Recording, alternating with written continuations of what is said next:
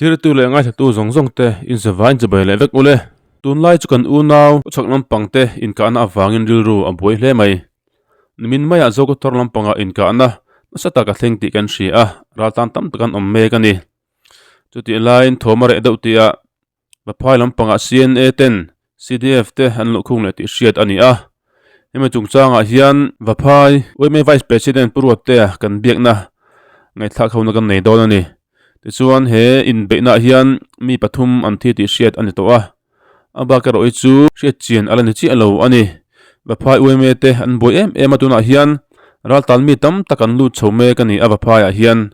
heng ba ka hian lu bel tur po mi tam takan lom ti hriat ani a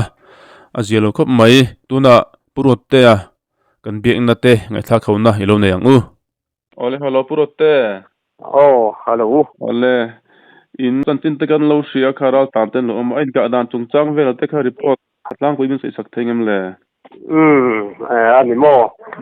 Oh, kan fiat tin dan tang kan sei mo mai ngi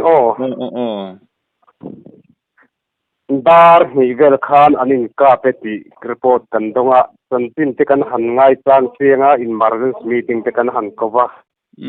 Ti chuan VC tenen heta wai me tenen kan han meetinga malak dan tur te kan han sei howa dar he in kap ti report kan fiat khan khula matanga report kan han don dan te kan ngai to ti chuan helama kan rala hian CNDF kan ti ho kha oman nia chu CNDF foi tu te tanga report kan don dan khan min ron tlawa toi te kan lo siama vok te kan tala te khan thataka kan online thok le khata men run thuta te kha report kan don dan ania te chuan mi pui mi ro khung lai vel om te lau so le khabar om chu an ron plan thai ti kan she da wangin uai me le vi si chuan dong san dan tur te kan han ngai to ti hian motor te kan han dia ral san motorin kan han soi te ra tu na hian kan hriat thei tu na hian zaru tha borvel chu da mi zorama ron tan lu chuan an oma chu tu na report kan don thei tu ne tu na hian kan in boi pui me ka hei an riana tur te community hall te kan han ti faya ti chuan khotlang in mutbu te kan han thok khoma in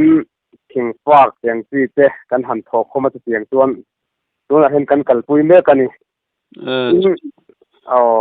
in an kana chuan thi le liam an omvela hriat thei to em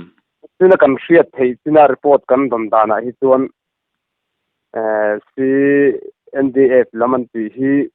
tiang chia chuan kan hre thei dawa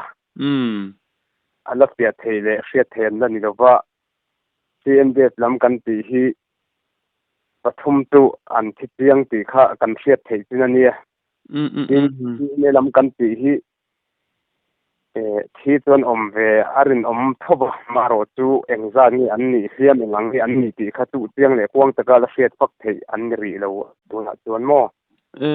chuan ni le kema chuan mi engza vel nge tin tunmain ke an ke ma mo ke ma chuan engang zat tiang nge ti hi tuna hian tiang le kwangin an la hriat thei ri lo mo an om dan hi tin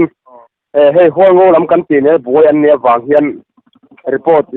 an soi dana heta report kan han don dan chuan ke ma hian an tam vak lo wa tuna tak chuan an ron lai tak hian mi som panga po kan ting lo wang chu tiang chu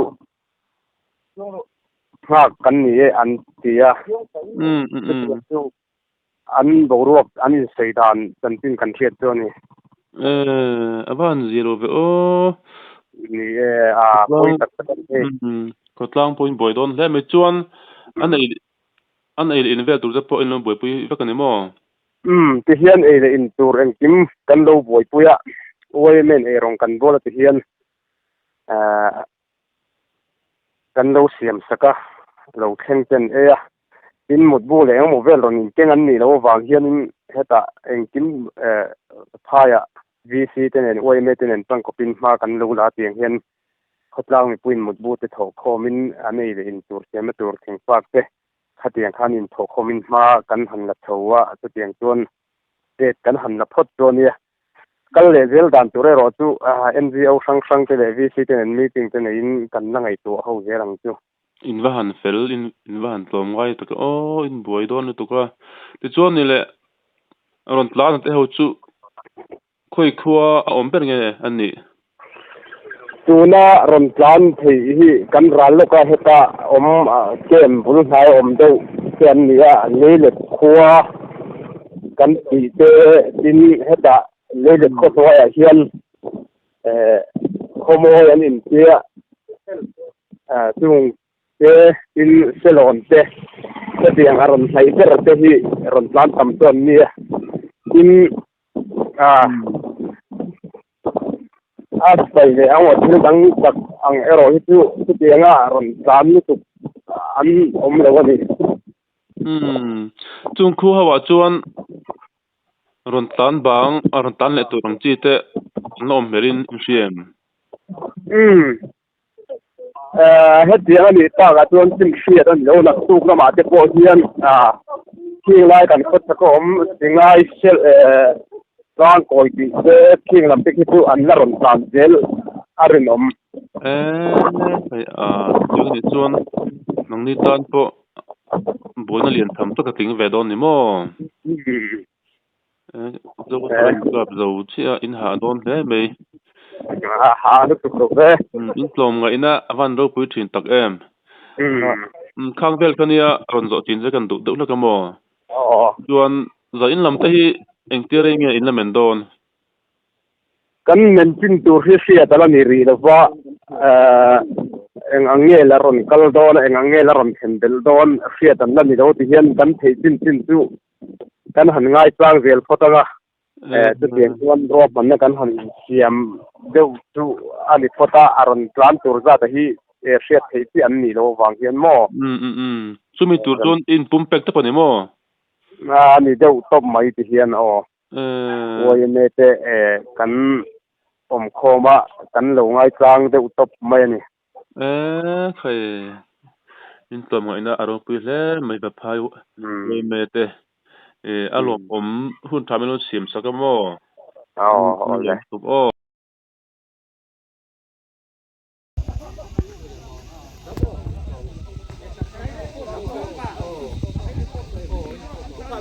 tuna hian mi zahni chuang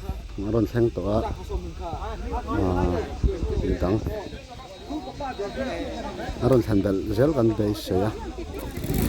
wayan le lamte ko tu ta ho na kan han kal khom ni sai khum phai khan ya